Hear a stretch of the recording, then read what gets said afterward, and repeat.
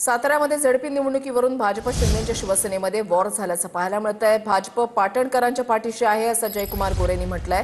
पालकमंत्री कुणी असू दे फरक पडत नाही असं देखील त्यांनी म्हटलंय। तर पाटण मतदारसंघातील जनताच जयकुमार गोरेंना 9 तारखेला उत्तर देईल। पालकमंत्री शंभूराज देसाई यांनी मंत्री जयकुमार गोरेंना या शब्दात प्रत्युत्तर दिलंय। भारतीय जनता पक्ष आपल्या पाठीशी ठामपणे उभा आहे।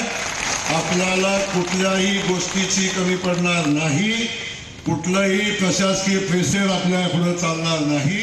मग भला पालकमंत्री कुणी असला तरी फरक पडणार नाही हे सांगण्यासाठी या ठिकाणी तर बच्चूदादा काळजी करू नका, काही झालं तरी पाटणचा भारतीय जनता पक्षाचा पालकमंत्री बच्चूदादाच आहे।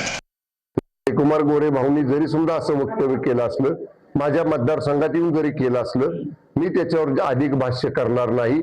येणाऱ्या 9 तारखेला जिल्हा परिषद पंचायत समिती निवडणुकीचे निकाल आहेत।